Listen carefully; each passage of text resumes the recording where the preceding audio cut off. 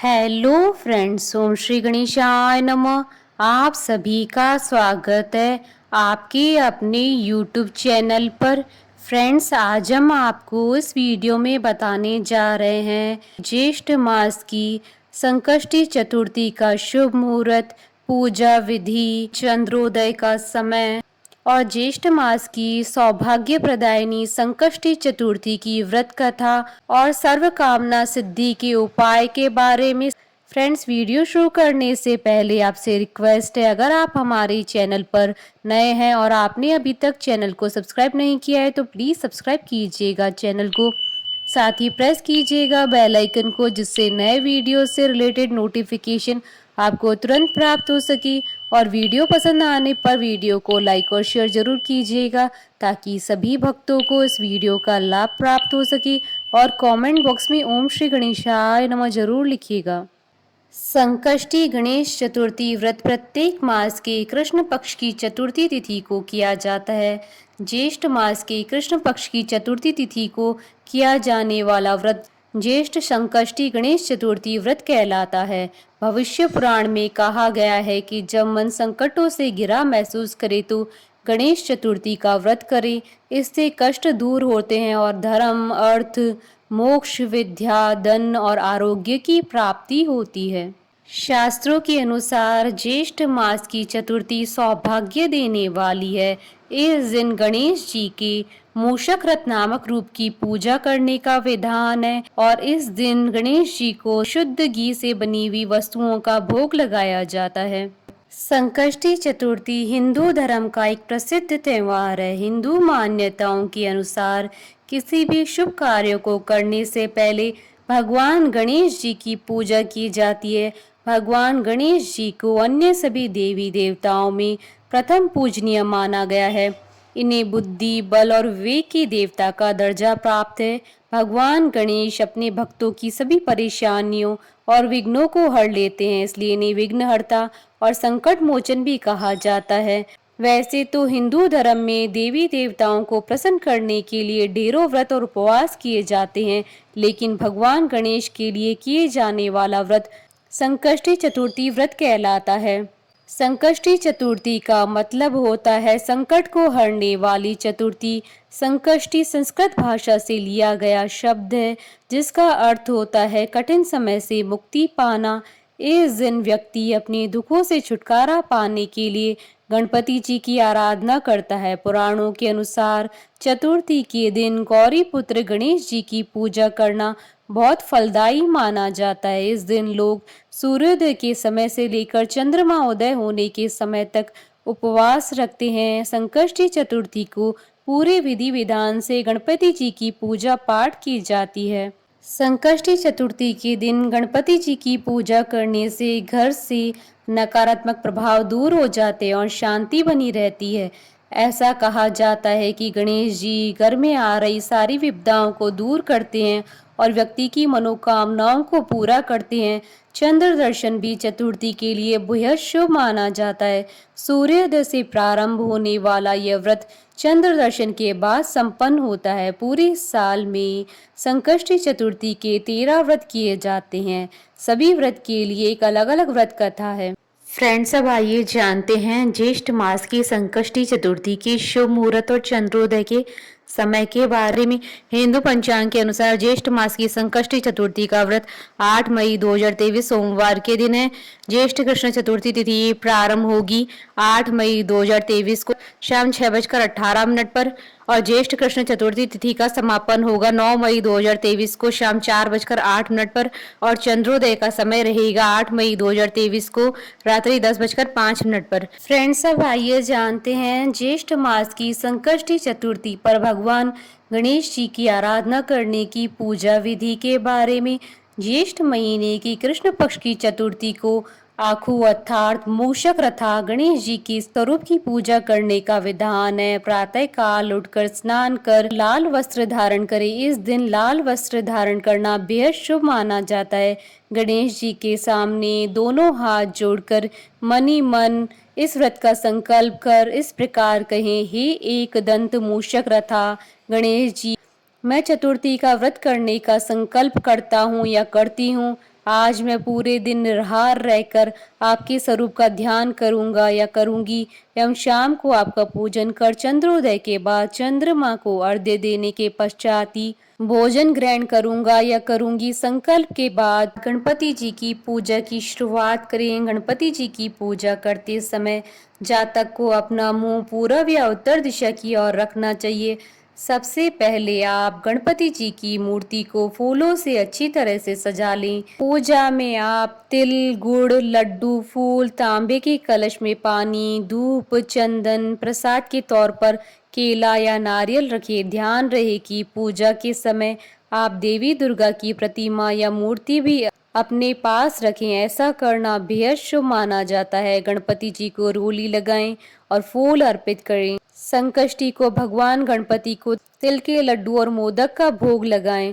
गणपति जी के सामने धूप दीप जलाकर ओम गण गणपतये नमः मंत्र का 108 बार जाप करें। पूजा के बाद आप फल, मूंगफली, खीर, दूध या साबूदाने को छोड़कर कुछ भी न खाएं।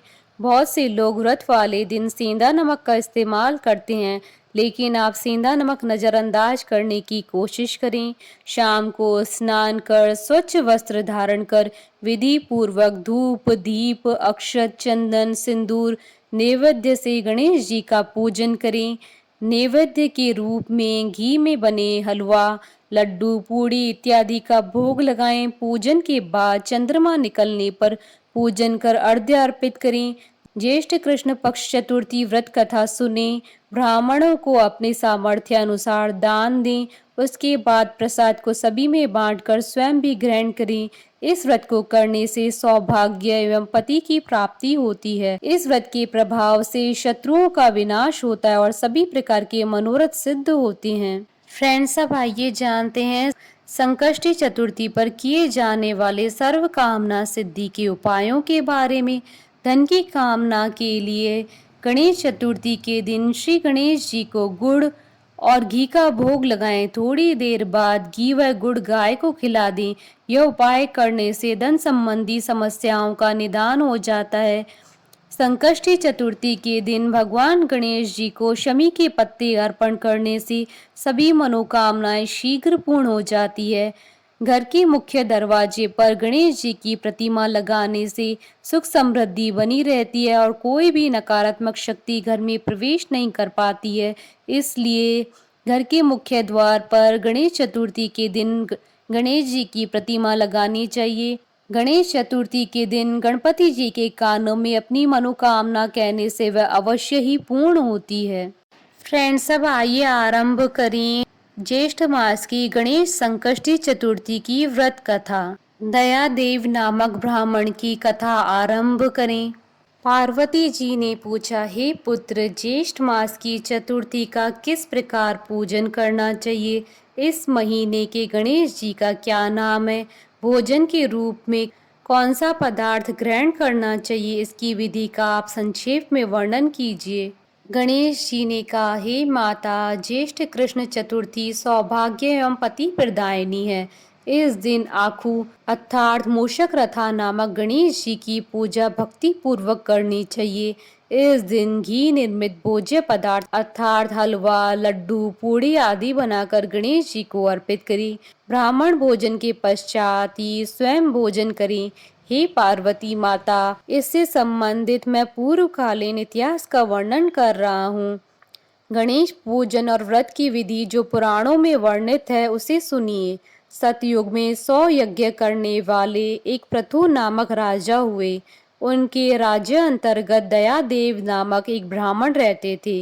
वेदों में निशानांत उनके 4 पुत्र थे। पिता ने अपने पुत्रों का विवाह गृह सूत्र के वैदिक विधान से कर दिया।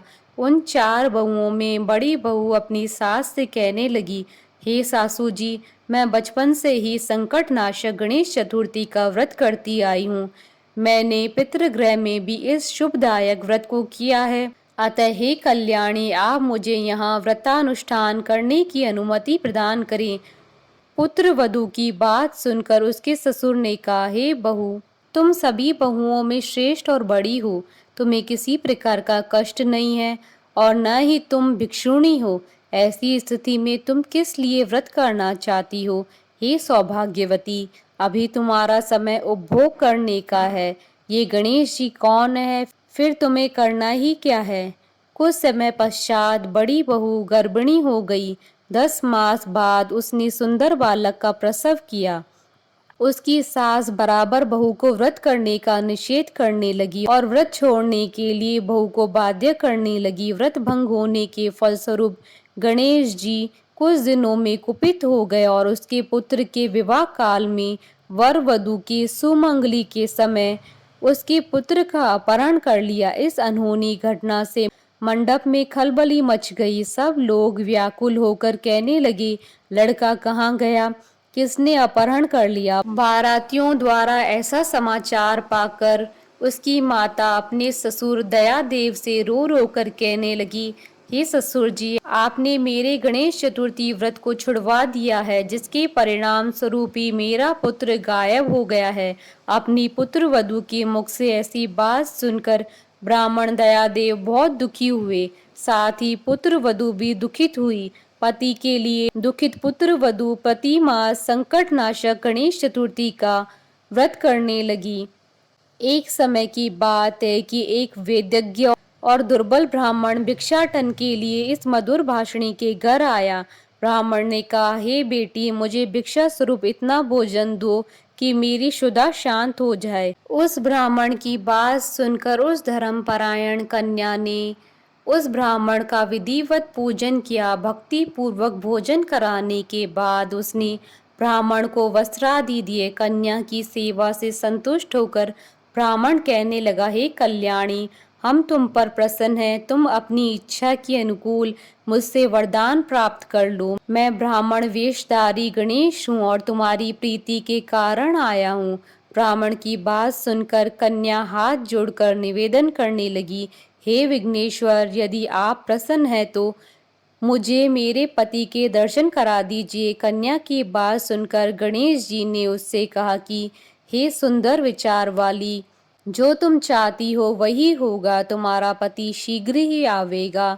कन्या को इस प्रकार का वरदान देकर गणेश जी अंतर ध्यान हो गए। उसी समय की बात है कि सोमचर्मा नामक ब्राह्मण एक वन में से उस द्विज बालक को नगर में लाए। अपने पौत्र को देखकर दयादेव नामक ब्राह्मण बहुत प्रसन्न हुए। बालक की माता के हर्ष की तो सीमा ही न रही। साथ ही संपूर्ण नगरवासी भी प्रमोदित हुए। बालक की माता ने पुत्र को छाती से लगा लिया और कहने लगी कि गणेश जी के प्रसाद से ही मैंने खोए हुए पुत्र को प्राप्त किया। फिर से मंडप का निर्माण करके विधि पूर्वक वैवाहिक कार्य संपन्न किया। वह भाग्यशाली कन्या अपने पति को पाकर धन्य हो उठी। ज्येष्ठ मास के कृष्ण पक्ष की चतुर्थी मनुष्यों के मनोरथ को पूर्ण करती है। हे देवी, पूर्व कथित रीति से भक्ति पूर्वक जो भी व्यक्ति इस व्रत एवं पूजन को करेंगी, उसकी सभी मनोकामनाएं पूर्ण होगी। श्री कृष्ण जी कहते हैं, हे राजन युधिष्ठिर, ये भगवान गणेश जी के व्रत का महात्म्य है। हे महाराज, अपने शत्रुओं के विनाशनार्थ आप भी इस व्रत को अवश्य कीजिए। बोलिए भगवान गणेश की जय। हमारे साथ इस वीडियो में अंत तक बने रहने के लिए आपका धन्यवाद। ओम श्री गणेशाय नमः।